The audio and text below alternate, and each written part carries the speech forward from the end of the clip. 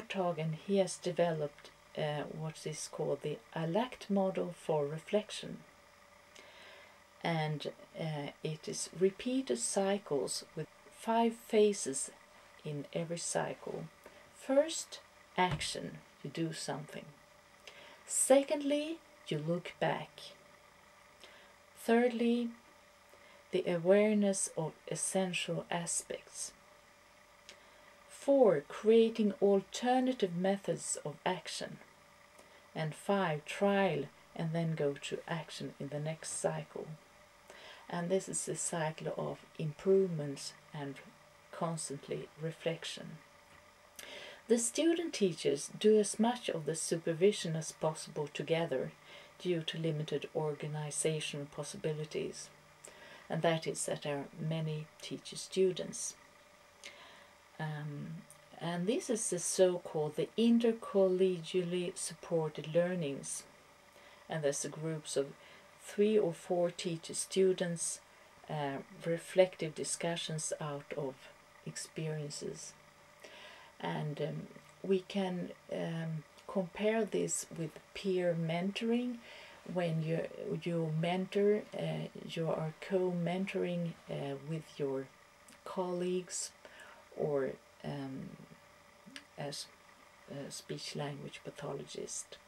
Many times it's a nice way, because you are on an equal level all the time, and then you can have this kind of brainstorming that develops your thoughts together. This procedure prepares student teachers for intercollegially supported learning during the rest of their careers, thus creating a counterbalance to the individualistic and non-collaborative culture of teaching. Like here, now that's a one-way direction, but that's the way we have to do it today. Okay. Secondly, close cooperation between the schools and the institute is necessary. The school must be able to offer a sound balance between safety and challenge, and a balance between the goal of serving student teachers' learning and the interests of the school.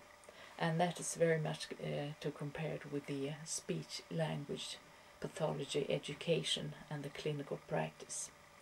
That we have to have cooperation and contacts with the tutor at the clinic and also at the university. Teacher knowledge is knowledge based on experiences, and teaching experiences are not as fragmented as the programs of many teacher education institutes would suggest. Fourthly, the realistic approach in teacher education requires specific competencies from both teacher educators and cooperating teachers. That is the ALACT model. But most of all, the competency to be themselves reflective with regard to their own supervision practices. This implies the need for the professional development and training of teacher education staff and cooperating teachers in the school. And that is that when you're working at the high level at an education, or working with your speech-language pathology, your colleagues, you had to be communicative and reflexive with your students and regard them as your fellow professionals. And that is regards both the coach and the mentorship. And that's the part that we have been discussed a lot in our this second opinion part. That you have to have an equal sense of equality while discussing things. It's much more fruitful. Empirical support of the realistic approach in teacher education. And here Korthagen, he shows some of the big studies, what has happened since the introduction of this way, the ALACT model, and so on.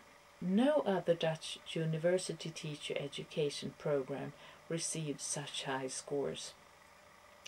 With these experiences from the teacher-student concerns, it has been developed an awareness and knowledge on which theories that might respond to the different concerns from the students. And that means that different theories that can be useful out of the empiri, and is very interesting when you think about stuttering, where we have had all these vast things of different theories of what is stuttering, and many of them not from the empiri, but more like because of the different professions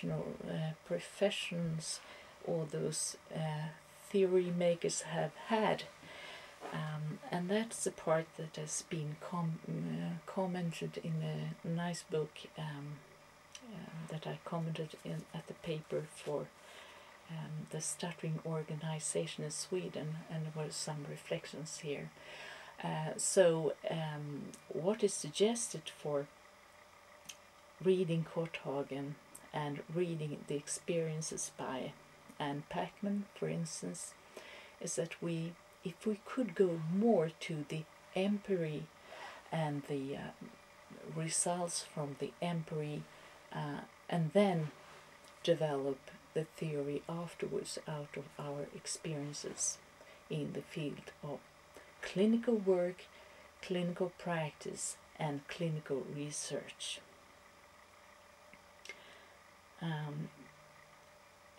Korthagen has some reflection questions based on the elect model, and that is: I'm doing something, I'm looking back.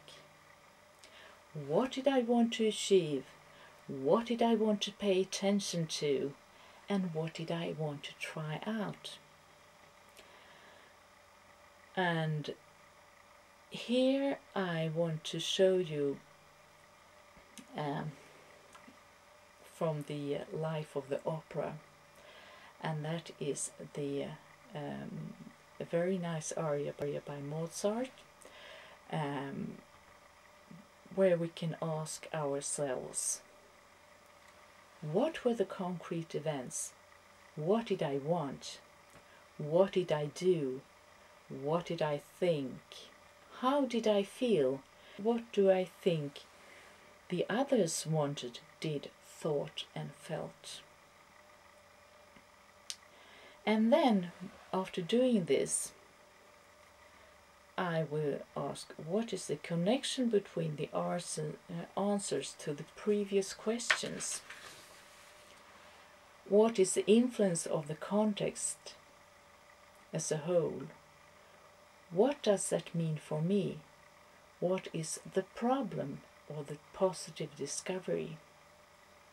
And then phase 4, creating alternatives. But we come to that later on, and first of all, keep these questions in mind. What did I want to achieve? What did I want to pay particular attention to? And what did I want to try out?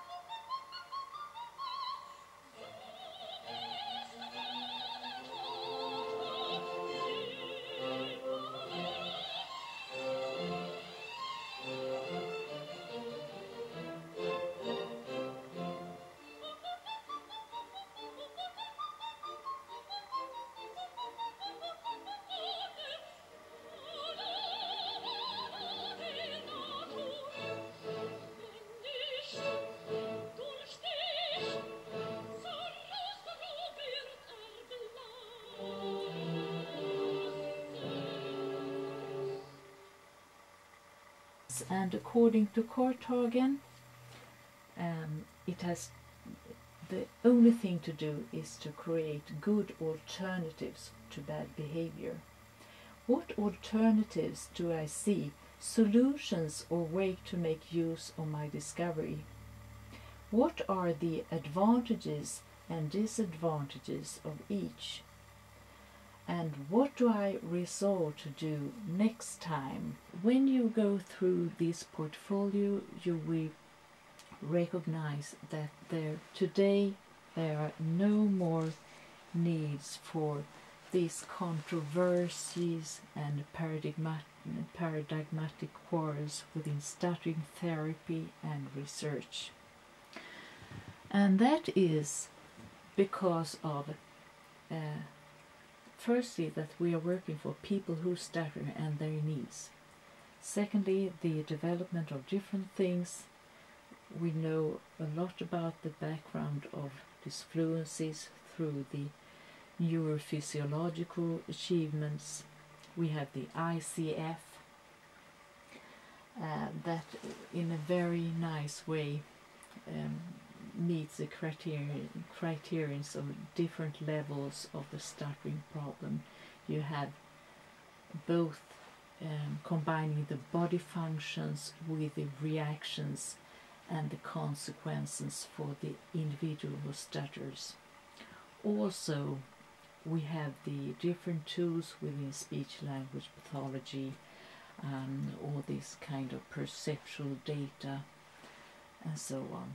So there are no needs for further quarrel, but some people are still in that perception, and there can be because of the intermingle with theories or empiry, or that you stick to one theory and you stick to that theory for all of the 30 years.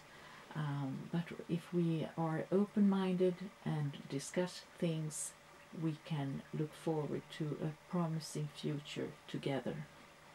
So, in other words, with the aims of Freinet, let's pick the cherries together. Experience, pleasure. Thank you for listening. Thanks for your attention.